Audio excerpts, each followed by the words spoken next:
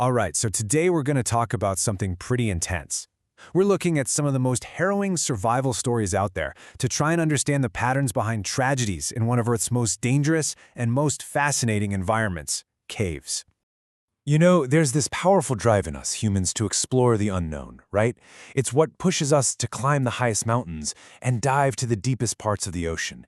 And it's what pulls us into these deep, dark corners of the planet, places of just incredible beauty and mystery that so few people have ever laid eyes on.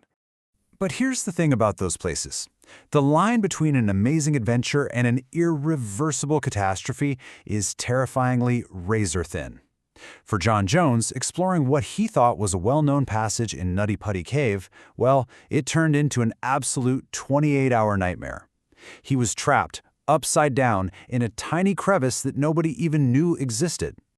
What's really interesting is that a lot of these incidents, they don't start with a rockfall or a flash flood. They start in the mind. It all begins with this dangerous assumption, this idea that the skills you've mastered in one environment are just going to automatically work in the completely alien world of a cave. Okay, let's break this down for a second. Being an expert scuba diver in the open ocean is a completely different ballgame from being a cave diver. Think about it. In the ocean, if something goes wrong, the way out is always up. But in a cave, the only way out is the way you came in.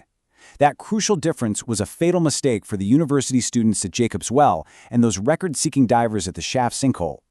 There's this relentless drive that can take over, this obsession with the goal that can be absolutely deadly.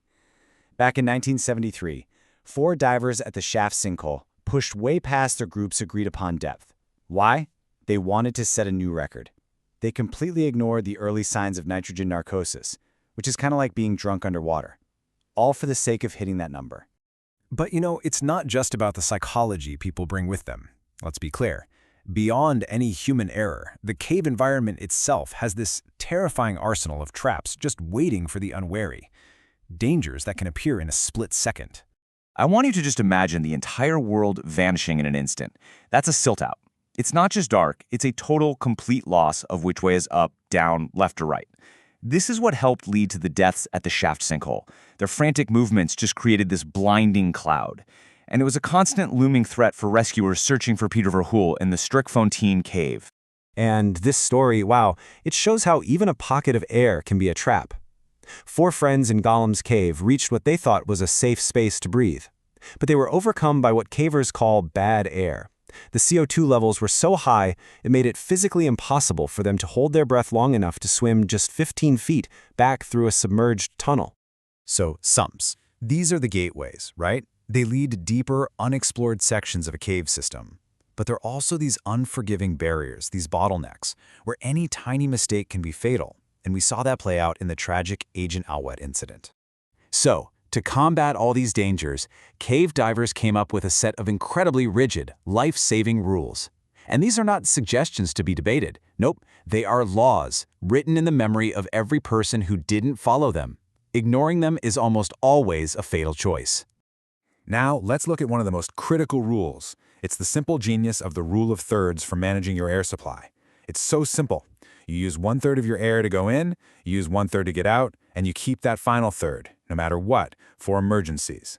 It's a non-negotiable law that gives you that critical safety buffer. Martin Ferry, he barely survived that dive after his partner, Roger Solari, died. And he later said he never ever broke the rule of thirds again. Roger, who had a smaller air tank, he didn't have enough gas to make the long, exhausting journey back after they pushed their limits. It's that simple and that tragic. The second unbreakable rule is this. You always maintain contact with a continuous guideline that leads directly back to the surface. In the blinding black chaos of a silt out, that thin rope is the only thing that can bring you home. It becomes your entire world. So what happens when you leave that line?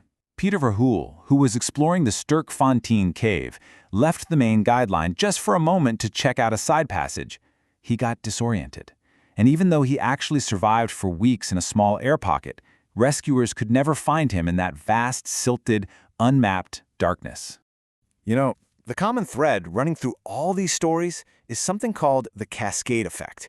It's where one single bad decision, or a moment of overconfidence, or even a minor equipment problem, it triggers a chain reaction, and each new problem makes the situation worse and worse, until you reach a point where there's simply no way back.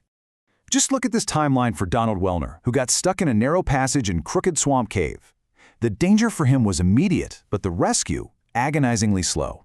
It's measured in hours and days, and it's often limited by what a single person can physically do in a tiny, unreachable space.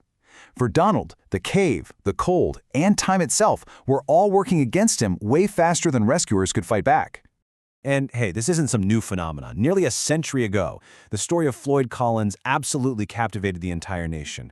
But it just highlights the same brutal reality of these situations. Once you are truly trapped, the odds turn against you with every single minute that ticks by. So I guess the crucial takeaway from all these tragedies isn't just about the specific dangers of caving. It's a much bigger, more sobering lesson in humility, in preparation, and in having a deep respect for the limits of our own experience whenever we face the true, unforgiving unknown.